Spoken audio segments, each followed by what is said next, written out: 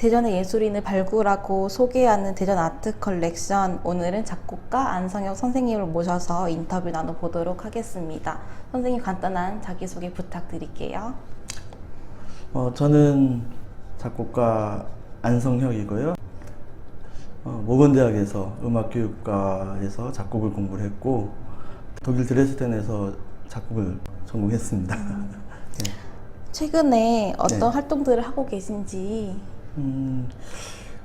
최근에는 저는 작곡과 편곡에 좀 중점적으로 활동을 하고 있는데, 지금 음악 단체 중에 안디뮤직 필하모니아, 그리고 세종시 교향악단, 그리고 현대음악 앙상블 판이라는 곳에서 상임 작곡가 및 협력 작곡가로 하고 있고요. 그 다음에 서울 센트럴 남성합창단이라고 있는데 그곳에서 작곡, 편곡위원을 하고 있고요. 그리고 이제 최근 작품 활동으로는 저쪽 올해 아쿠아 오비노라는 오페라랑 그 다음에 구운몽, 그리고 그 안디뮤지크 필하모니아 15주년 때 도시의 슬픔이란 곡, 그리고 이제 한국 작곡가 협회에서 1년마다 한 번씩 그 대한민국 실내악 제전을 하는데 그때 이제 실내악 작품을 발표를 했고요. 그리고 뭐 조금 이제 생각나는 음악회 좀 말씀을 드린다면은 작년 2019년에 김대중 대통령 서거 10주기 때 추모 문화제 때 음악 감독을 했고요. 그리고 2018년에 서울 예술의 전당에서 하는 교향악 축제 때 제 작품 교향시 태초의 빛이라는 곡을 그때 연주했고, 또 미국에서 오하이오주 주립대 라이트 주립대학이 있는데 그쪽 음대에서 이제 그 작품 동인이라는 작품을 연주했어요. 그리고 이제 그 해에 좀 활동이 좀 있었는데 도쿄에서 윤동주 시인에 관련된 음악회를 했었고, 그리고 그해 10월에 오사카에서 한일 남성합창단 이제 교류 음악회를 했습니다. 그때 이제 제 곡을 발표했고, 그때 윤동주 시인의 서시 이 곡을 붙인 곡을 또 발표했습니다. 네. 아주 왕성한 활동들을 하고 계신데요. 저도 우연히 도시의 슬픔이라는 곡을 듣게 됐어요. 선생님의 도시의 슬픔이라는 곡 어떤 곡인가요? 원래는 이제 그 곡이 제가 서울 센트럴 남성합창단에서 이제 같이 연습을 하고 청담동 거리를 딱 이제 언덕 올라가는데 굉장히 도시가 슬프다는 느낌을 받았어요. 그래서 그러면서 이제 어떤 선율을 소위 영감이라고 하죠. 이제 그걸 떠올렸는데, 그 작품을 그런 와중에 이제 아까 말씀드렸던 현대음악 앙상블 판이라는 곳에서 연락이 왔어요. 클라리넷 오중주를 위촉을 저한테 하시더라고요. 그래서 그 주제로 하자 해서 2017년에 발표를 했습니다. 그런데 이제 올해 들어와가지고 이제 안디뮤지크 필하모니아가 올해 15주년이에요. 원래는 아주 큰 곡을 지금 구상을 하고 쓰고 있었는데 이 코로나 때문에 계속 이렇게 규모가 축소가 됐어요. 그러면 코로나에 관해서 관한 작품을 쓰되 그럼 내 작품에서 한번 찾아보자. 시간이 너무 없었거든요. 그래서 그러면 코로나로 인해서 슬퍼하는 사람들을 위해 위로를 하자. 그래가지고 도시의 슬픔을 처음엔 이관 편성으로 곡을 썼는데 그걸 다시 코로나가 심해지면서 현악 앙상블로 쓰게 됐습니다. 그렇게 해서 이제 발표를 했죠. 예. 선생님께서 음악이 코로나19에 지친 많은 분들에게 위로와 희망이 될 것이라고 하셨는데요. 네. 저도 그렇게 음악이 많은 지친 분들에게 위로와 희망이 되었으면 좋겠다고 생각해봅니다. 선생님께서는 그 한국과 일본 양국의 문화 교류에도 힘써 오신 걸로 들었는데 양국의 문화의 교류에 관심을 가지게 된 계기가 따로 있으신가요? 그 양국의 문화 교류에 힘썼다라고 하면 너무 좀 과장된 것 같고요. 네, 이제 그 2016년에 일본에 있는 그 피아니스트 마키 오노라는 친구가 있는데 그분과 첼리스트 임경아 선생님이 음악회를 하는데 제 작품이 좀 필요하다는 연락이 왔어요. 그래서 알겠습니다 하고 이제 그 피아노 트리오를 썼습니다. 그래서 이제 그런데 그 죽음의 그러니까 접경이라는 곡을 썼는데 접경은 죽음의 나비의 경계라고 해서 나비가 죽음을 좀 상징한다는 생각을 했어요. 그래서 이제 전체적으로 죽음을 염두에 두고 했는데 3악장에 서시 윤동진님의 서시를 보면서 거기에 이제 죽음에 관한 게 들어가 있잖아요. 그래서 그러면 이걸 주제로 해서 곡을 쓰자 해서 썼습니다. 이제 그렇게 쓰고 마치고 나서 일본인 문학가랑 같이 얘기할 기회가 있었어요. 그 지인들이죠. 근데 이제 일본인들이 윤동주 시인을 좋아한다는 거예요. 그래서 의외다. 근데 그 좋아하는 이유가 순수 시인으로서 시가 너무 좋다는 거예요. 그래서 근데 윤동주 시인은 저항 시인이셨고 또 이제 일제에서 순국하셨잖아요. 그 내용에 대해서는 잘 모르는 거죠. 그렇지만 그 윤동주 시인을 좋아한다는 시를 좋아한다는 모티브로 그래도 일본이랑 우리가 조금 그분을 통해서 좀 화해할 수 있지 않을까. 근데 이제 거기 그때 한인교회 목사님이 무슨 말씀하셨냐면 그 정치적으로 일괄적으로 타결되는 화해는 있기 힘들다. 그런 걸 민간 차원에서 조금씩 서로 이렇게 다가갈 필요가 있다라는 얘기를 하셨어요. 그래서 이제 그 뒤로 좀 그쪽에 관심을 가졌고 또 여러 가지 계기가 있어서 이제 뭐 많지는 않지만 음악회를 같이 할 수 있었습니다. 뜻깊은 활동들을 많이 하고 계시네요.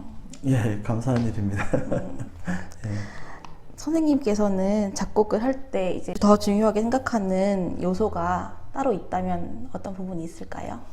예, 전 이제 하나님을 위한 곡을 쓰고자 하고 있어요. 그리고 또 하나는 인류와 인류가 당면한 문제, 그리고 환경 문제 이런 쪽에 좀 관심이 있어서 주제로 쓰고 있고, 또 하나는 이제 제 관심사, 그러니까 제가 생활하면서 체험하는 그런 것들을 체험 고백적인 음악을 쓰려고 이제 하고 있고요.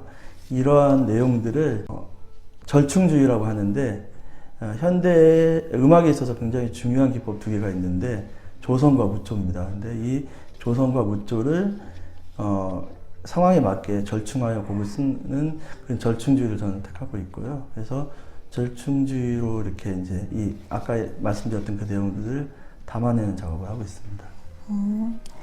선생님께서 이렇게 많은 곡들을 작곡하고 뜻깊은 활동들도 하고 계신데요. 선생님께서 음악을 처음 접하게 된 것은 언제신지 궁금합니다. 예, 아이고, 그렇죠. 예. 교회를 다니다 보니까 어렸을 때 이제 어머니 아무것도 모를 때 어머니 손에 이제 이끌려서 교회를 다녔고 그때 자연스럽게 음악을 접했던 것 같고요. 또 어머니께서 그냥 교육 차원에서 이렇게 음악 카세트 테이프를 틀어주셨는데 그때 이제 그 동요들 좀 접하게 됐고, 또 하나는 테레비를 보는데요. 너무 좋은 음악이 9시가 되면 항상 나왔어요. 그래서 참 좋다 했는데 나중에 청소년기 때 좋아하는 누나가 저한테 이제 너 이거 들어봐 하고 테이프를 주셨는데 거기에 그 곡이 있었습니다. 그리고 그 곡이 베토벤의 비창 소나타의 2악장이었어요. 이제 그렇게 음악을 좋아하다가 이제 내가 뭘 할까 고민을 했는데 또 우연찮게 베토벤을 전기와 음악을 접하게 됐어요. 그래서 세상에서 제일 멋진 게 작곡가구나. 그래서 이제 작곡가가 되고 싶은 꿈을 꾸게 되었죠. 네. 정말 멋진 꿈인 것 같아요. 아유, 감사합니다. 네, 네. 내 곡을 들으면서 사람들이 이러한 생각을 가졌으면 좋겠다. 나를 이렇게 생각했으면 좋겠다. 이렇게 하는 게 있을까요? 전 이제 음악을 전 소통한다고 생각을 하거든요. 작곡도 그렇고 연주도 그렇고요. 그래서 제가 생각하고 제가 느끼고 그리고 또 제가 얘기하고 싶은 그런 주제들이 음악에 있어가지고 너무 어렵게 작곡이 되어져 버리면 오히려 그 서로 이렇게 주고받아야 할 그 소통이 단절이 된다고 생각을 해요. 그래서 이제 저는 제 작품이 좀 사람들에게 소통이 되고 또 제 작품을 통해서 좀 슬픈 사람들도 위로를 받고 어려운 사람들이 용기를 얻고 그럴 수 있는, 소통할 수 있는 그런, 그랬으면 좋겠다는 생각을 합니다. 네. 많은 분들이 선생님의 곡을 듣고 네. 힐링도 하고 용기도 얻었으면 좋겠습니다. 예, 예. 그러면 작곡을 공부하고 있는 학생들 혹은 후배들에게 네. 당부의 말씀 한마디 부탁드릴게요. 예, 작곡이랑 그 다음에 이제 클래식 연주자들, 음악에 대한 꿈을 꾸고 있는 분들한테 얘기하고 싶은 거는 음악이 특히 이제 제가 하고 있는 클래식 분야는 여러 가지로 형편이 어려운 분야입니다. 여러 가지 조건들이, 환경 조건이 어려운데, 왜냐하면은 클래식은 짧으면 현재 제가 작곡한 것도 클래식이고요. 길면은 1200년 된 음악들이거든요. 이 음악들은 현재는 모르겠지만은 여지껏 긴 세월을 거쳐온 음악들은 이미 가치가 다 증명이 된 음악들이에요. 그리고 그 음악을 통해서 사람들이 많은 위로를 받고 용기를 받는데, 근데 일반 대중들이 그걸 잘 모릅니다. 그리고 그냥 일단 곁에 있는 이제 대중음악들을 많이 들으시는데, 그렇기 때문에 활동하는 게 굉장히 어렵다고 생각을 해요. 작곡이든 연주든. 그래서 저는 이 가치 있는 음악을 하시는 분들이기 때문에 이 가치 있는 음악을 통해서 좀 자부심을 가졌으면 좋겠고요. 그래서 이제 자기가 작곡하는 거, 연주하는 거 정말 자기가 좋아서 할 수 있게. 또 하나는 이미 좋은 작품과 연주들은 우리 곁에 너무 많습니다. 왜냐하면 CD를 보면은 세계적인 연주자들이 이미 연주를 하고 있고, 또 작곡을 보면요, 세계적인 작곡가들이 이미 좋은 곡들 너무 많이 썼어요. 그러면 나는 뭘 할 것이냐 그거거든요. 그러면 왜 연주자들이나 작곡가들은 그러면 당신의 음악을 들어야 할 이유가 뭐냐, 그거 얘기했을 때 테크닉이나 뭐 명성이나 이런 걸로는 답이 안 돼요. 그럴 때는 아주 간단한 것 같아요. 자기 음악이요. 자기 음악. 그러니까 자기가 연주하는 곡들, 그리고 자기가 작곡하는 곡들이 남과 비교하는 게 아니라 그냥 내 음악을 사람들한테 보여야겠다는 마음으로 하게 되면은 이 좀 어려운 이 순수 음악 쪽에 종사하시고 아니면 공부하시는 분들이 조금 힘이 되지 않을까 싶습니다. 자신의 음악을 하라, 네. 이런 말인 네. 거죠. 그러면 끝으로 선생님께서 작곡가로서나 삶으로서나 최종적으로 그리고 계신 삶의 목표라던가 간단한 평범한 일상이라도 좋은데 최종적인 목표가 있을까요? 작곡가로서 최종적인 목표는 제가 제 생전에 될지 아니면은 정말 운이 좋아서 죽은 다음에라도 그렇게 될지 모르겠는데, 제 작품이 제 이름과는 상관없이 저 사람 누군지 몰라. 근데 그 작품이 너무 좋아.